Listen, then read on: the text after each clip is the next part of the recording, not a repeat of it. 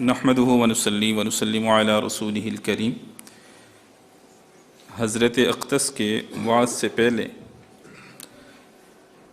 شیخ العرب والعجم عارف باللہ مجدد زمانہ حضرت مولانا شاہ حکیم محمد اختر صاحب رحمہ اللہ تعالی ان کے مواعظ میں سے کچھ حصہ جو ہے وہ پڑھا جاتا ہے۔ اللہ تعالیٰ کے عشاق کی نقل سے اللہ کی محبت بڑھتی ہے۔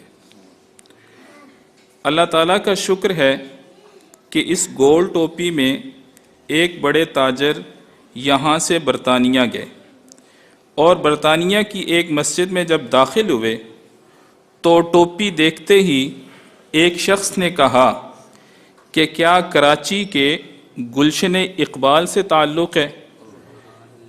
مسجد نبوی صلی اللہ تعالی علیہ وسلم میں ایک شخص کی گول ٹوپی دیکھ کر وہاں بھی لوگوں نے کہا کہ بھائی کیا آپ کا تعلق گلشن اقبال کراچی سے ہے؟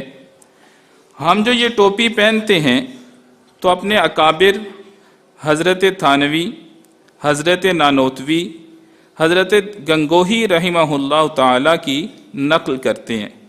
گو ہم اس کو واجب نہیں کہتے، شریعت میں ہم دخل نہیں دیتے، لیکن ہم اپنے بزرگوں کی نقل کرتے ہیں اور اس کو ہم اس لیے اچھا سمجھتے ہیں کیونکہ ہمیں وہ لباس محبوب ہے جو ہمارے بزرگوں کا لباس ہے۔ محبوب کا لباس بھی محبوب ہوتا ہے۔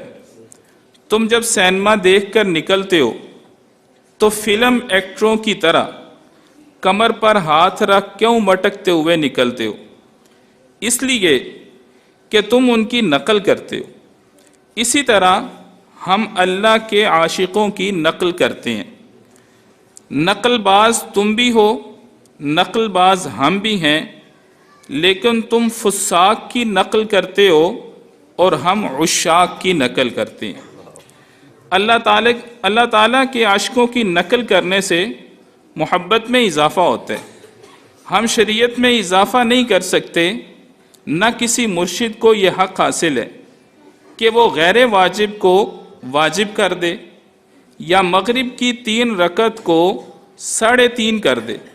مقادیر شریعت تو وہی رہیں گے جو عہد نبوی صلی اللہ تعالی علیہ وسلم میں نازل ہوئے، مگر محبت کی کمی سے اس مقدار شریعت میں اور تعداد شریعت میں کیفیت بدلتی جا رہی ہے۔ صحابہ کے زمانے میں جو کیفیات تھی آج وہ کیفیات نہیں ہے۔ بھاپ وہ نہیں ہے، سٹیم وہ نہیں ہے، جمبو جہاز وہی ہو، لیکن اگر پیٹرول کم ہو، سٹیم کم ہو تو انجن کتنا ہی شاندار ہو وہ مال گاڑی ہی رہے گا، تیز گام نہیں ہوگا۔ یہ حضرت اقدس حضرت مولانا شاہ حکیم محمد اختر صاحب رحمہ اللہ کے مواعظ میں سے ایک حصہ پڑھا گیا۔ اب اس کے بعد میں بلا تاخیر اپنے شیخ حضرت اقدس عارف باللہ جناب حضرت مولانا عبدالغفور عارفی صاحب سے التماس کروں گا کہ وہ اپنے قیمتی نصائح سے ہمارے دلوں کو جلا بخشیں۔